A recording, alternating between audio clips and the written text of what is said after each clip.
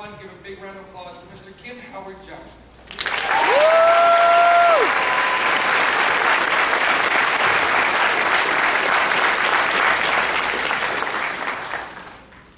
Thank you, Ken. Thank you, everybody, for showing up fairly early on a Sunday morning. Is this on? Just a couple of announcements. If you're a Terry fan, you'll want to know.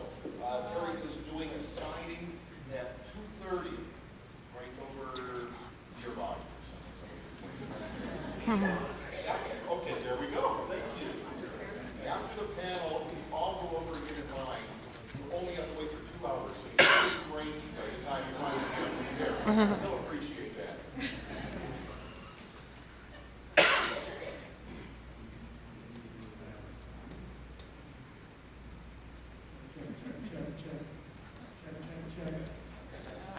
Got it? There we go. Is this one working? This one isn't working. Now in stereo. Anyway, Terry is going to be signing us at 2:30, as I said. He has another panel, 10 a.m. tomorrow. He's going to be talking about life with Ryan, and then something after that. Then, if any of you guys are local, next Tuesday night at the Fox Theater, the 40th anniversary screening of Monty Python and the Holy Grail.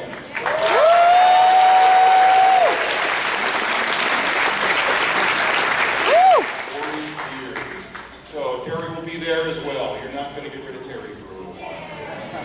So, and speaking of which, making his first Atlanta appearance, please welcome Terry Jones.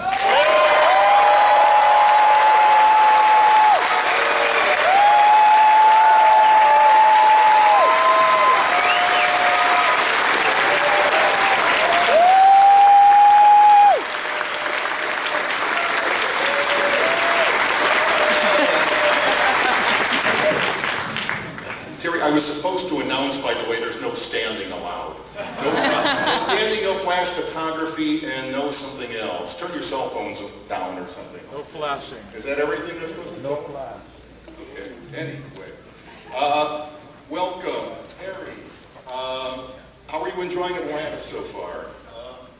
I'm enjoying it well. Yeah. It's a wonderful town. Yeah. We've had a great time. Terry got in Friday night, and he's seen, I think, 3 blocks of Atlanta, just the 3 blocks in the convention area. Terry, we were talking earlier about the Python writing process. Yeah. Because you guys you did everything from write by yourself in a room to fly off to Barbados. Yeah. And write. And that, I think, is, that's the ideal way to do it.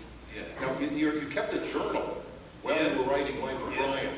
Yeah. Would you guys like to hear Terry read a little bit from his journal?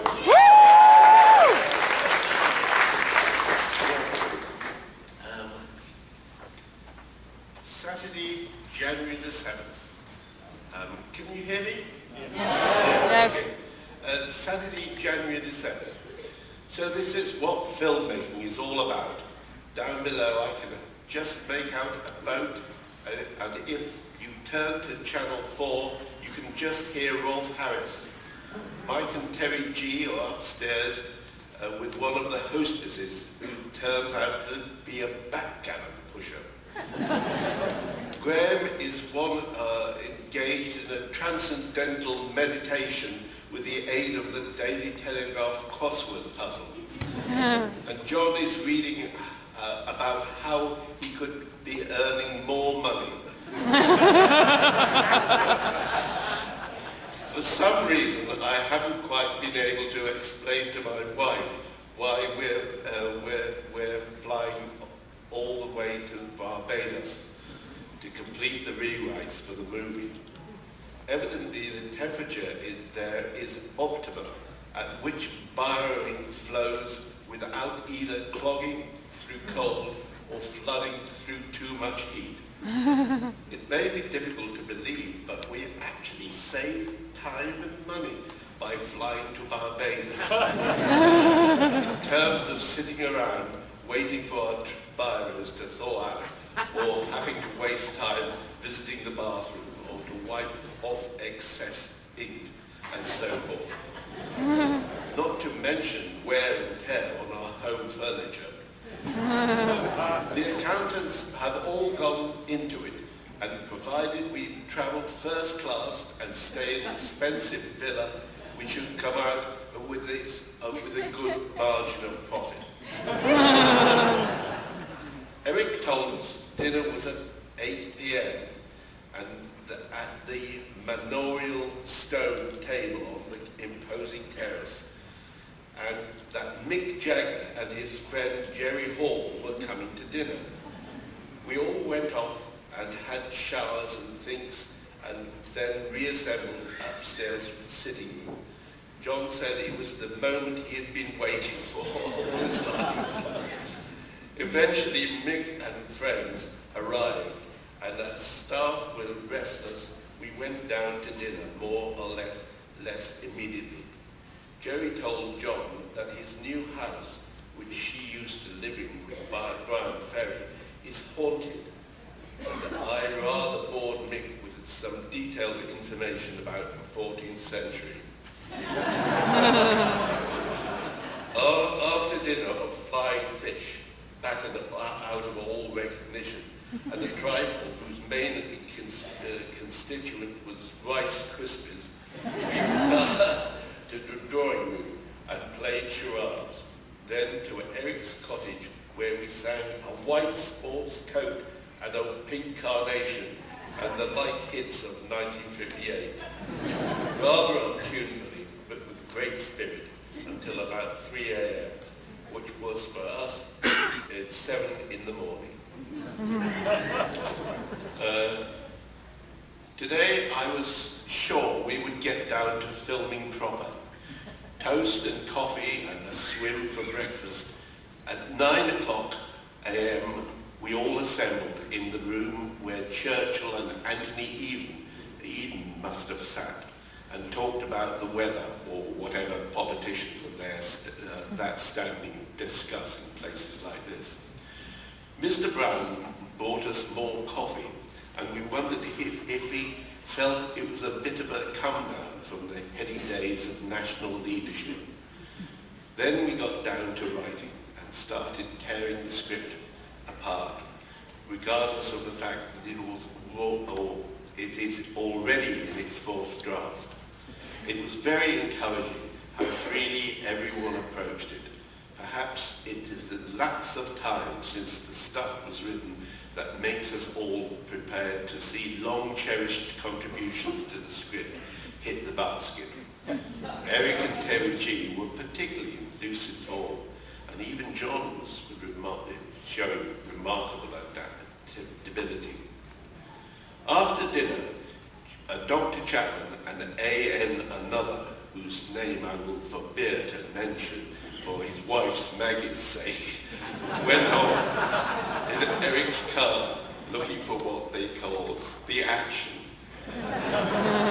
Being unable to understand what it was they were after, Michael, Eric, Tanya, Eric's friend, and I stayed behind, sitting outside the basket chairs, listening to Dolly Parton and Rod Stewart, and talking about how much better the 14th century was than today.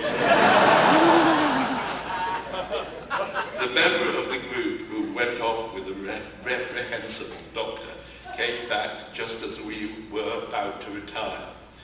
I am relieved to reply that he did not find whatever he was looking for, and his lovely wife Maggie and their little daughter Amy can still hold up their heads in respectable company. The reprehensible doctor, however, did not return. This morning I failed to get up for the Palin morning constitutional "you will probably eat too much later on" run along the beach. I limbered up on several slices of extremely well done bacon and coffee and toast, and straight to work at 9 o'clock. Wait a minute, I've just realized I'm describing today, which is Wednesday, whereas I should be talking about yesterday. Oh, well, it's a very constant, it's very much the same, except that yesterday I did go on Dr. Palin's morning constitutional, you'll probably eat too much later on in London, along the beach, and I have had 2 swims before work. Yeah. Terry, speaking of the reprehensible doctor,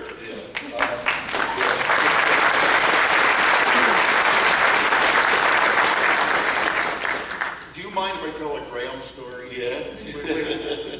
Graham, because whenever you guys would travel, you'd be on location for filming, if there was one person that came in late or didn't show up at all, it was Graham. Yeah. I love the story when you guys were filming the 2 German specials. Yeah. And you guys arrived and you had a day off.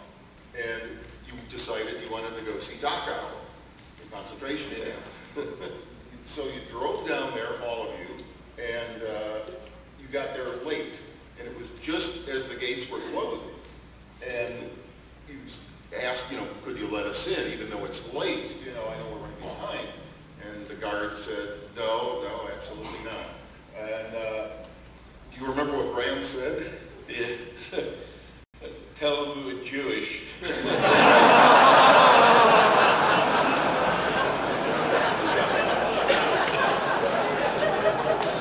master of bad taste.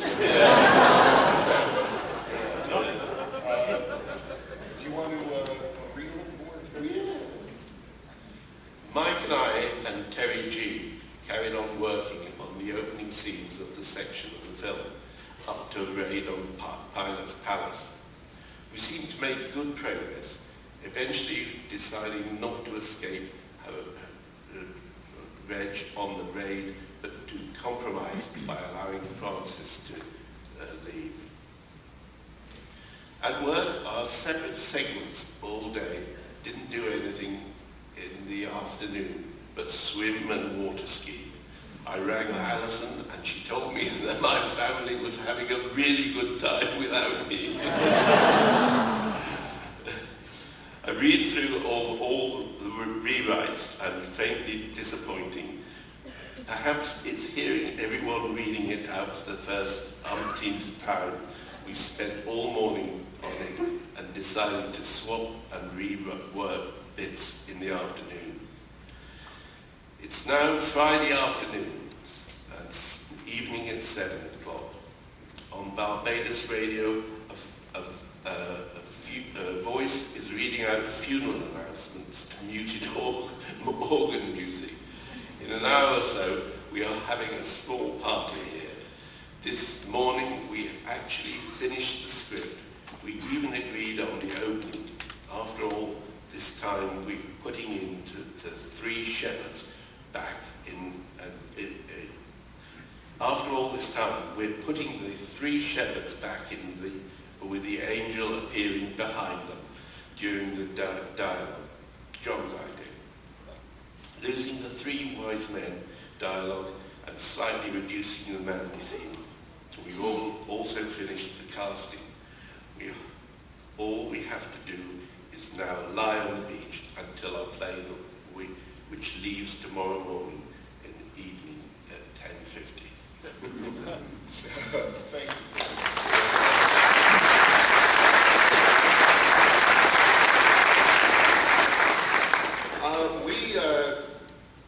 We were talking earlier about, because Terry directed, he co-directed Holy Grail, but he directed all of the Python films, of course.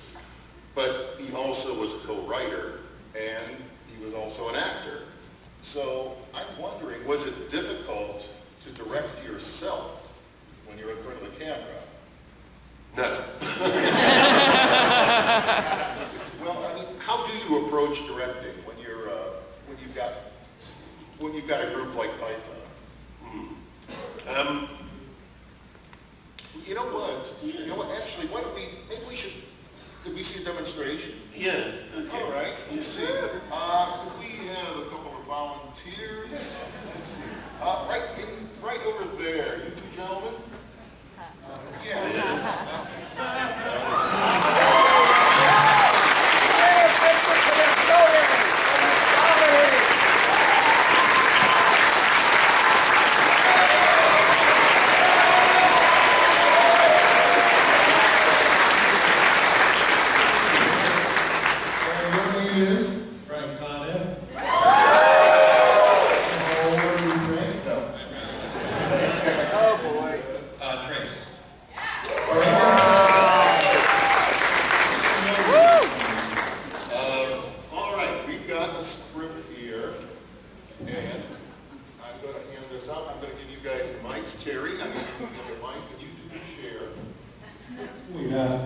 Nice.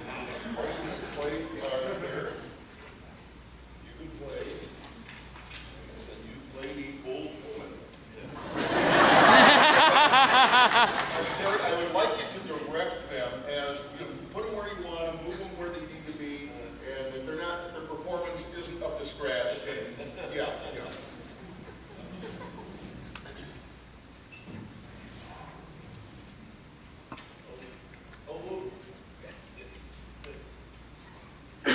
Old woman. Man, I'm sorry, old man. What knight lives in that castle? I'm 37. I'm only 37. I'm not old. Well, I can't just say, hey, man. You could say Dennis. I didn't know you were called Dennis. You didn't bother to find out, did you? I've said I'm sorry about the old woman, but from behind you look. What I object to is you automatically treat me like an inferior. Well, I am king. Oh, very nice, King. I expect you got a palace and a fine clothes and courtiers and plenty of food. And how'd you get that? By exploiting the workers, by hanging out an outdated imperialistic dogma which perpetuates the social and economic differences in our society. Everyone's going to any progress. It's some lovely filth down here.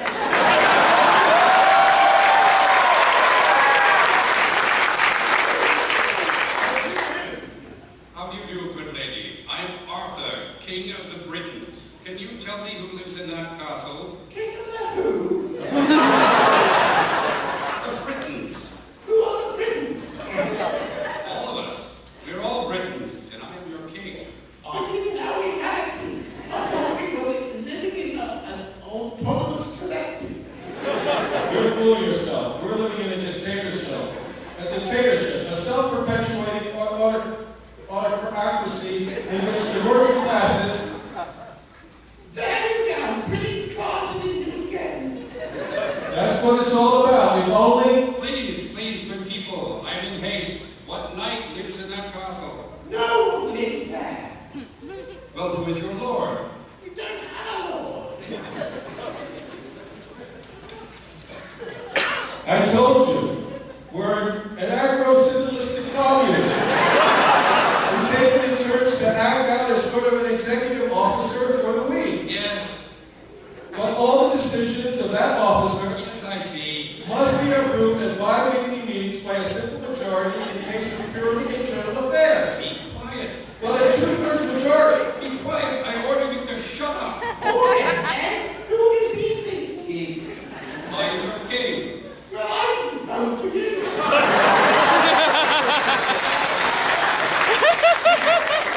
You don't vote for kings. Well, how do you become king then? The lady in the lake, her arm clad in the purest of shimmering samite, held Excalibur aloft from the bosom of the waters to signify that by divine providence, I, Arthur, was to carry Excalibur. That is why I'm your king. Look, strange woman lying on their backs in ponds, handing over swords. There's no basis for a system of government. Executive power derives from a mandate from the masses, not from some farcical aquatic ceremony. You can't expect to wield supreme executive power just because some watery bit threw a sword at you. If you went around saying I was an emperor because some moistened bit had lobbed a swimmer at me, people would put me away. Shut up, will you shut up? Ah, now we see the violence inherent in the system. Now we see the violence inherent in the system. Help! I'm being impressed! Did you hear that out of the way? Did you see him impressing me then? That's what I've been all about!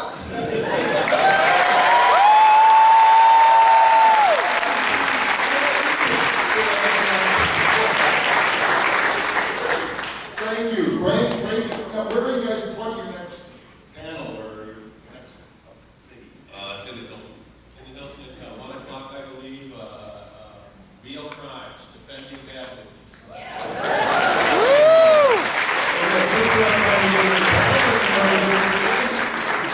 Frank, why don't you play them off? Thank you.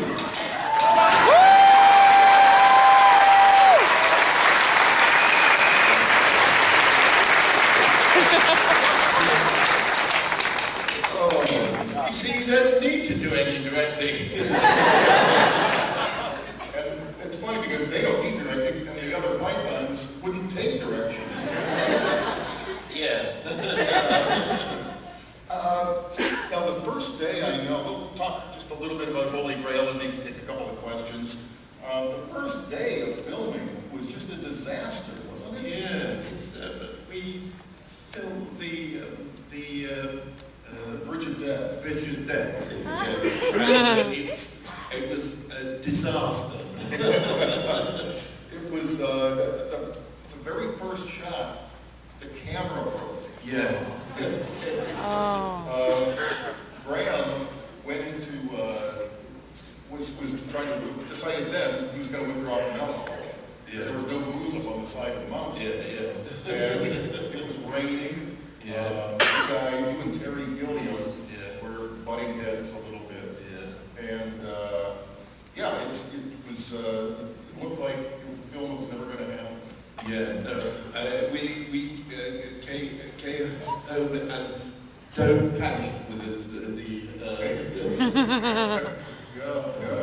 Don't panic. Well, you guys, you filmed on such a tiny, the catering budget on most movies is bigger than the whole budget of Holy Grail. Yeah. But yet it holds up today and all those other movies are today. Yeah.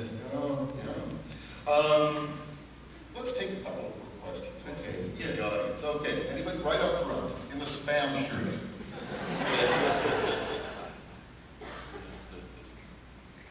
First, I'd like to say thank you so much for coming to DragonCon. It is an honor to have you here.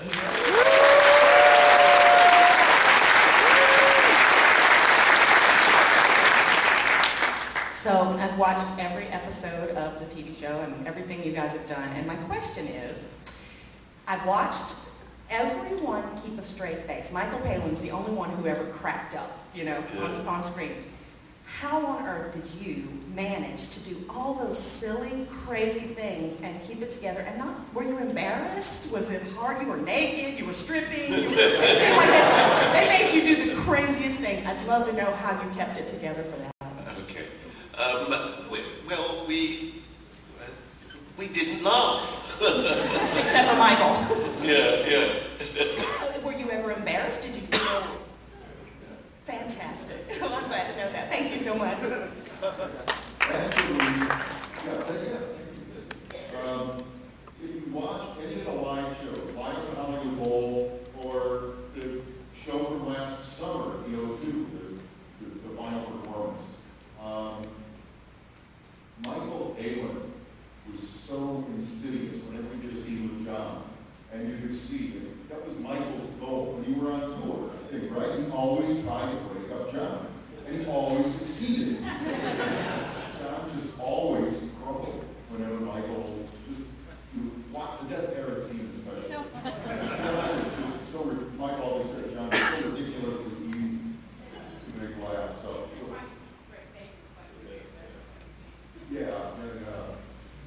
next. Good morning, Mr. Jones. Speaking of the 14th century, I am a huge fan of your Medieval Lives videos, and I show it every single day. In fact, I may be single-handedly the reason why you have so many views on YouTube. And my students love it. Do you have any plans to do any more? Because I need more. Have any plans to do any more? Please? Please? Oh, all right. Yeah, okay. Just know, I will be first in line to get the set, show it to my students, educate them on the medieval world and the Renaissance world. So, just keep it in the back of your mind. I'll do it.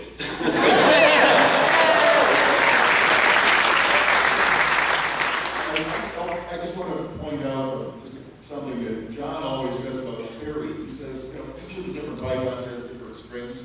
He always says Terry is the most broad-based talent because he writes comedy, he directs, he's a 14th century scholar. He was on Chaucer. He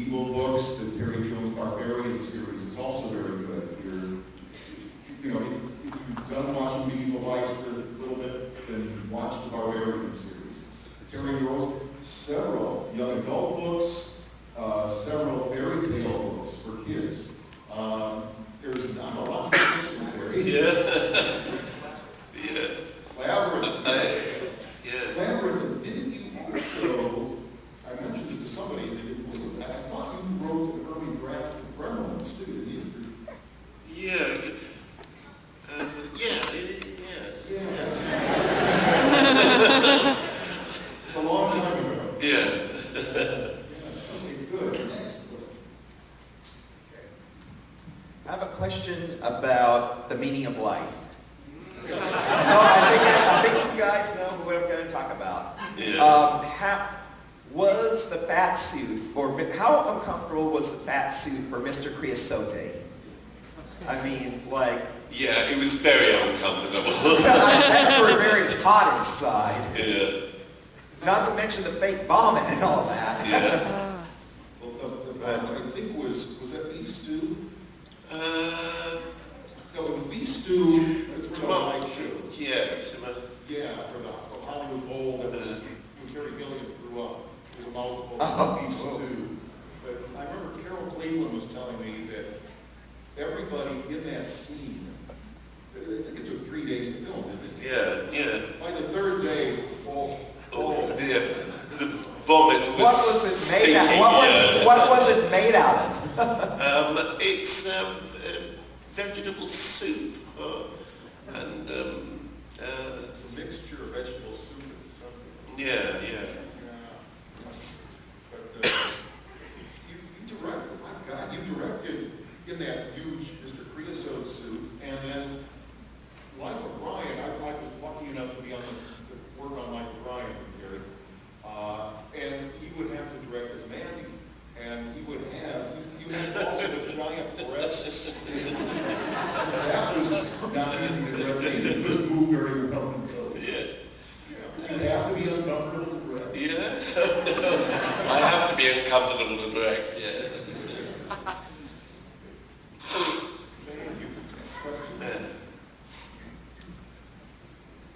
Hi, thanks very much for being here. We're very happy to have you. I know we're all Pythonians, sorry to keep going back to the 14th century, but I'm a huge fan of the Chaucer's Night book. Yeah. And if you could tell people maybe that don't know that much about it, a little bit about it. And I've always been very interested. I think it's really brilliant and really explains why he's not really a very perfect, gentle knight. But I've run into resistance from people that don't agree with your point of view. I think just because sort of tradition states against your point of view. What has been your reaction? And last, Kim's books on Python are really good. Everybody should go buy them. Thank you.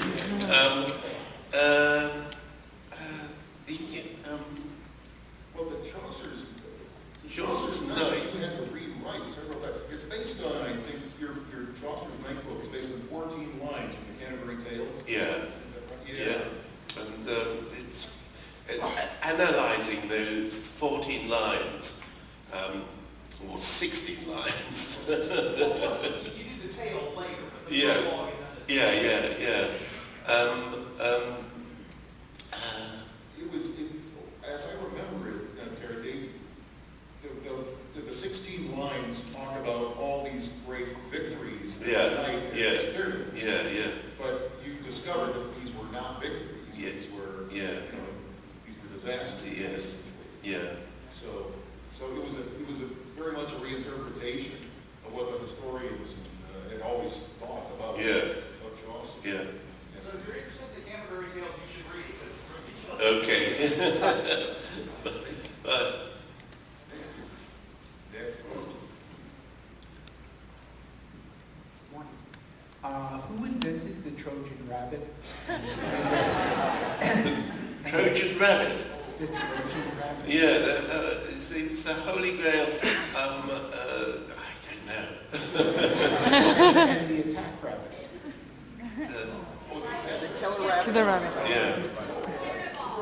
The killer rabbit.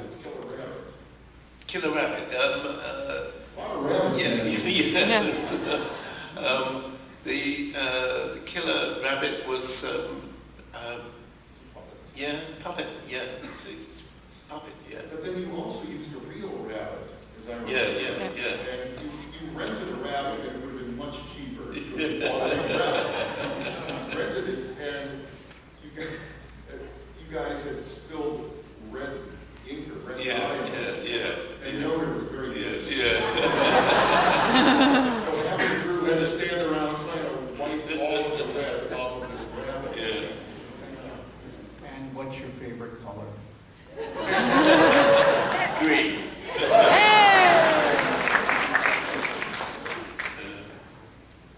Well met, sir.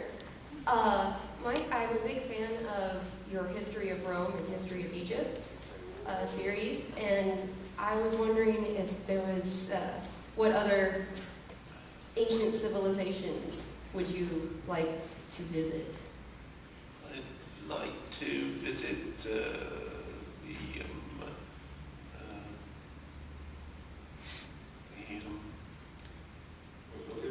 You're talking about the hidden histories, right? Yes. The hidden history of Rome, the history And of Egypt. Where you ate recipes from the time. I'd like to go back to the ancient Incas. Ooh.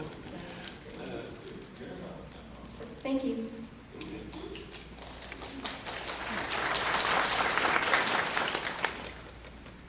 Hi. I know that you've done a lot of work over the years, but my particular favorite work of yours is the Starship Titanic book. Can you talk about the, I guess, writing process, being one of the only people to ever co-write with Douglas Adams? Yeah. We wrote the book, and he gave me the Yeah, because it was a computer game. No. So he gave me the outline of the story, and so I just wrote it. Do you want to hear a little more about Douglas Adams? Yes. If you like, Douglas, well, after the third series of Python, and after Holy Grail, before you did the fourth series, John Cleese quit for a time. And Brown didn't have anybody to write with. And I think he was, his drinking back at that point was getting pretty bad. And Douglas was a huge Python fan, and he was also a friend of Brown's. And so Brown enlisted Douglas for the fourth series of Python. He only ever got 2 sketches in Python, as I remember. That's not right, Terry? He did the sketch, the hospital sketch, where, was it you that come in and you're bleeding it out? Yeah. And you have to go through all the paperwork. That was Douglas.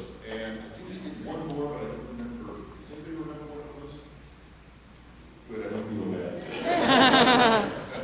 But Douglas, you guys toured together and did book signings and did readings with Douglas. He became as close to Douglas as any of the Vikings. And you came on to Santa Barbara there when he died. Very much missed. It was a great time. Thank you. Hello, Mr. Jones. Yeah. Thank you for coming to DragonCon. We appreciate it. My question is, I love Mike Python's Holy Grail. It's my favorite of the films. What's your favorite scene in the movie? The scene with the Black Knight drops off the... Yes. It was great. That's John and Terry G, I think, learned to sword fight. But the actual guy in the costume, once he started losing a few limbs, then you got a triple amputee. A triple amputee. The hip operation of... The hip removal? Hip removal.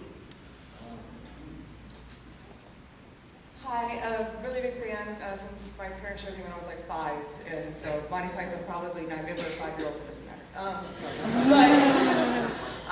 I'm also have a degree in history and I'm a teacher.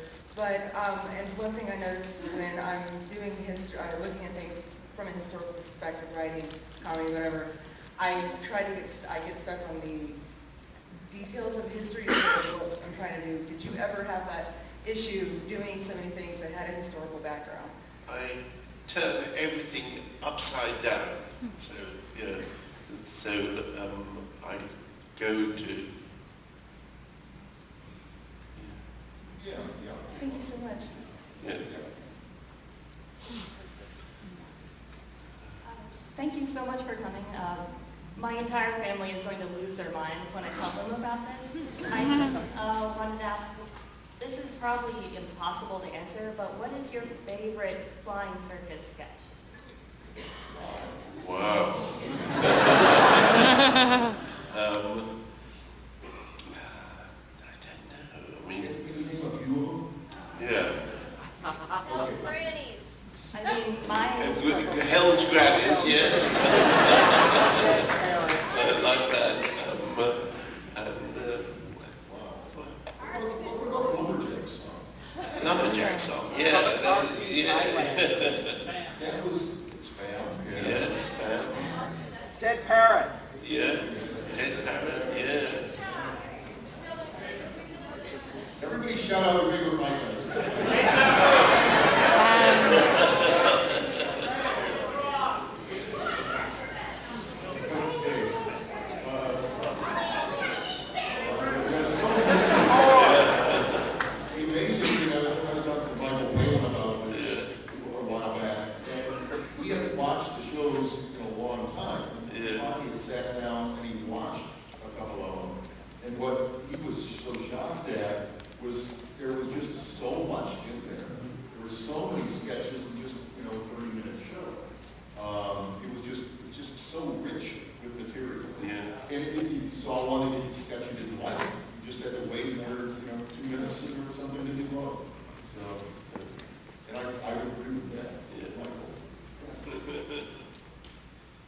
Mr. Jones. I gather that you and the other Monty Pythons were greatly inspired by a little radio show called The Goon Show, done by Spike Milligan, Peter Sellers, and Harrison. I would like to know if that's true, firstly, and secondly, what exactly of The Goon Show inspired you? And maybe as a second, if somebody would say that the Monty Python troupe gave vision to the sounds of The Goon Show, would that be true at all? What was the last part of that? If someone would say that Monty Python gave vision or a visual presentation of the sounds of the Goon Show, would that be going too far, or would that be true? The Goon Show,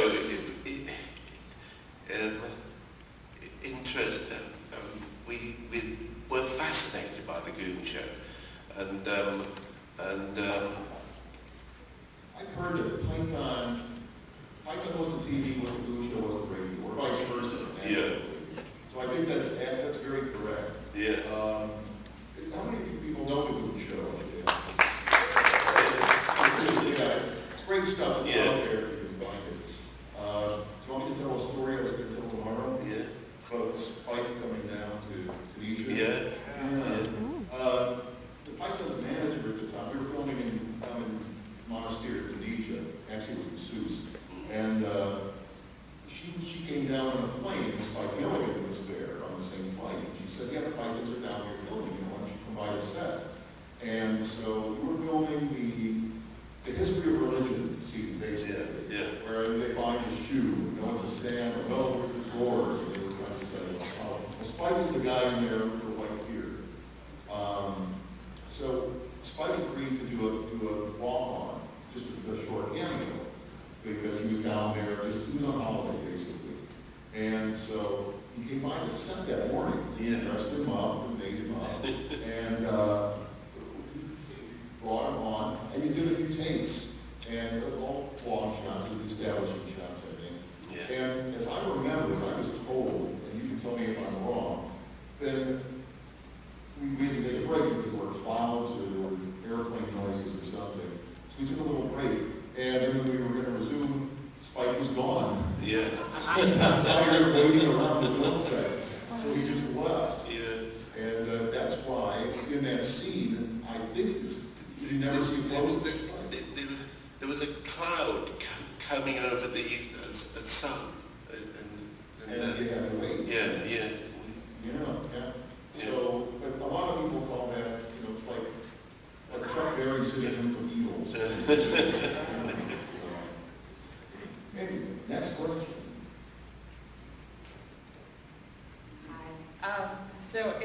hear from all your history projects and everything that you do in Monty Python that you have a lot of different interests and a lot of talents. And one thing I've been wanting to ask you for years is that all the other Pythons, when they're little old women and they knit, they make a mess of the yarn, and you know how to knit properly. And I'm wondering,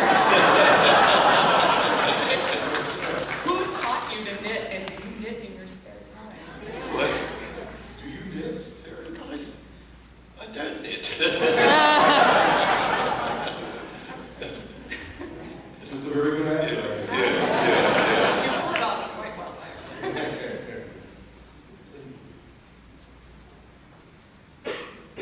Thank you for coming to DragonCon, Mr. Jones. My question is, my favorite episode of The Flying Circus is the one that features Mr. Pither's cycling tour of North Cornwall. And what's interesting and unique about that episode is it features a story arc through all of the sketches in the episode. And I wanted to know if there was any kind of story about that episode in particular, of how that came to be.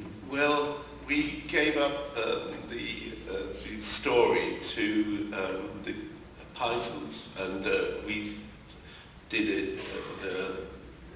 Well, that was your first attempt at writing something a little bit longer. Yeah.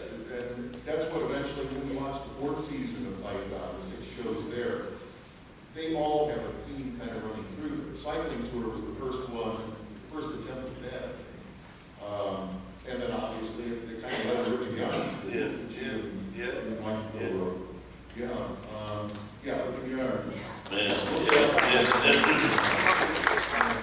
But I remember Graham told me once, we were talking about that show in particular, and he said how delighted he was that day when you all got together for your meeting, and you guys brought in a 30-minute script. I mean, Graham didn't have to write anything that week.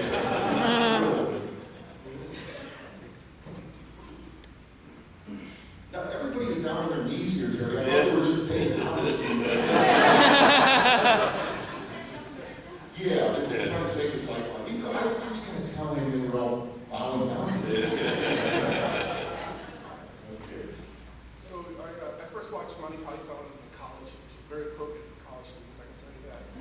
But we were fortunate to have somebody that come to college, our university, from the UK. And we'd watch Monty Python with them. And he would laugh twice as hard as we did, because I think he must have. The humor, and as well as some of, I think, the very colloquialisms they were saying were much more humorous if you were more local. When you wrote that, did you imagine it being all over the world and do anything different to play to the Americans? Or we said this, I was so jealous of him because he was laughing twice as hard. I was like, what was that? I can't explain it. Just curious. We got it in Well, you tried not to make it topical.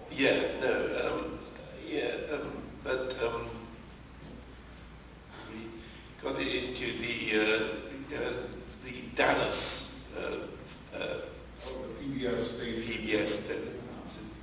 Ron Villiers. Yeah. That's where Python in America started, was in Dallas. Let's hear it for Dallas. All over there. But that's where it started. And I think Chicago was the second market where it picked up. Quick story. The Pythons were touring Canada, and they came down the West Coast, and you guys were for the Tonight Show. And Johnny Carson wasn't there, but Joey Bishop was the guest host. And Joey Bishop introduced you guys by saying, "Here's 5 lads from England. I'm told they're very funny." And you went out and you did. I think you did News for Parrots. I can't remember what you did. A couple of Pepper Pot sketches. Total silence.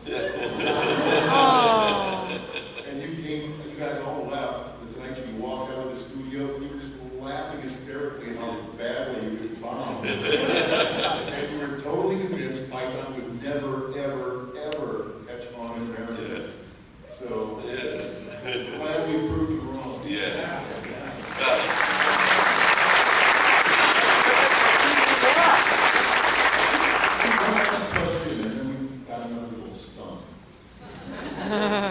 Hey, I'm just into interested in what your current tastes are. What are you watching or reading, or what type of media do you consume I'm these reading days? A Tale of Two Cities by Charles Dickens. Get into the 2Ks, well, by the way, since we had so much fun earlier, let's do another, let's direct a couple people in our scene with it. Ready? All right, let's see. I see. You, sir. Yes. I'm telling you, next to you. Here we go.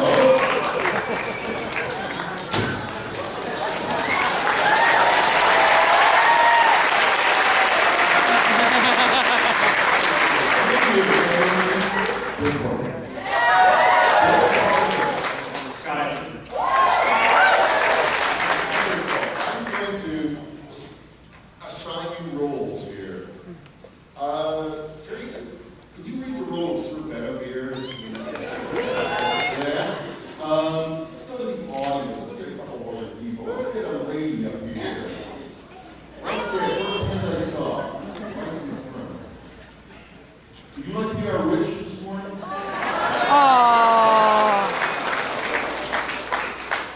There we go. And Scott. Thank you. There we go. This is Katie. Thank you, Katie. You'll be the second villager. Let's get a couple more people up here. Man in the aisle, right there. Yes, come on up. We are. You know what? We might make a good King Arthur. Let's make you King Arthur. What's your name, sir? Dan. Dan, thank you. Let's see. Way in the back. Way in the back. Yes. We spent all this time waiting for you to come up, so we'll go a little more time. There we go. You can be the third villager. Come on up. What's your name? Elizabeth. Thank you, Elizabeth, for doing this with us. And right over there.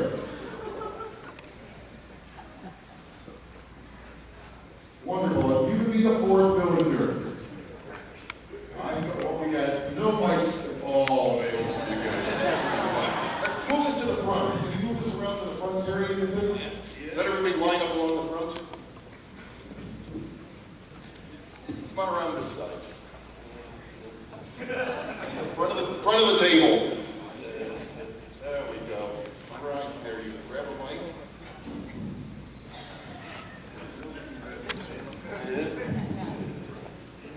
All right. You guys have to share.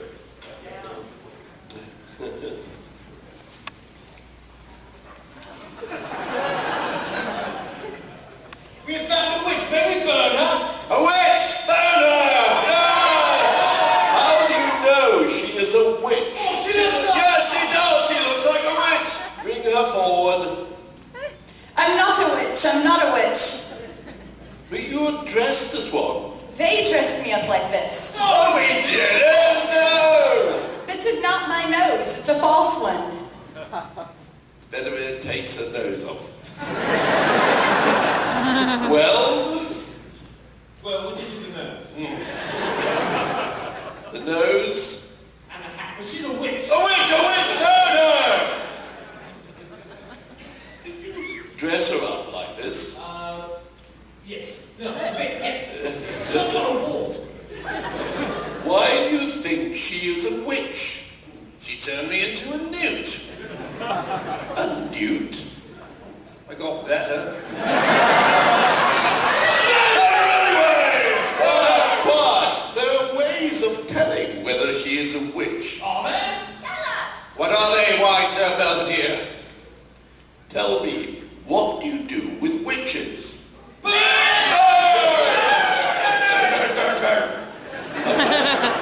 burn apart from witches.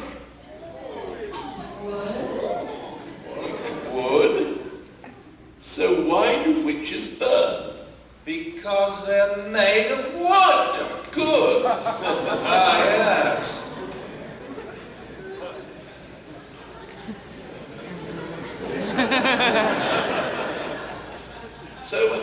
can we tell if she is made of wood? Build a bridge out of her. But can you not also make bridges out of stone? Yes, of course. Does wood sink in water? No! The weight's on her! Wait, wait. Tell me what also floats in water. Very, very, very small rocks.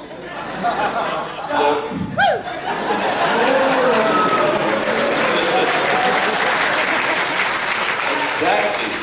So logically, If she was the same as a duck, made of wood. and therefore, A witch! A duck! A duck! That's a duck!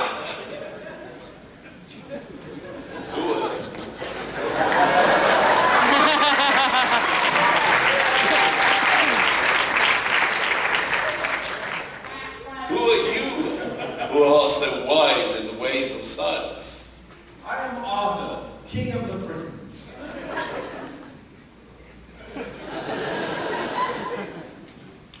Good Sir Knight, will you come with me to Camelot and join our number at the round table? My liege, I am honored. What is your name? Benevere, my liege. Then I know thee Sir Benevere, Knight of the Round Table.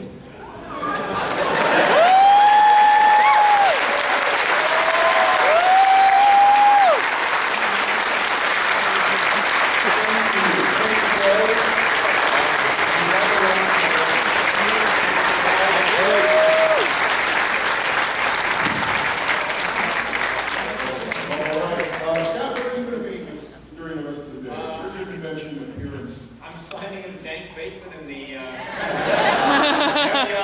about a half hour, and then I've got a panel which is 1 hour with Scott Edson.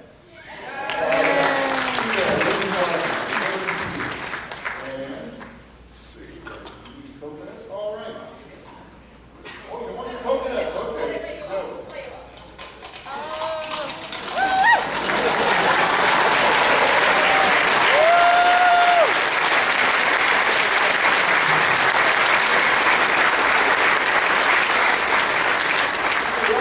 Probably 57 minutes with Terry Jones, and they're going to kick us out of here because it's almost 58 minutes up there, isn't it? All right. You guys have been wonderful. We're going to be back here tomorrow at 10 o'clock.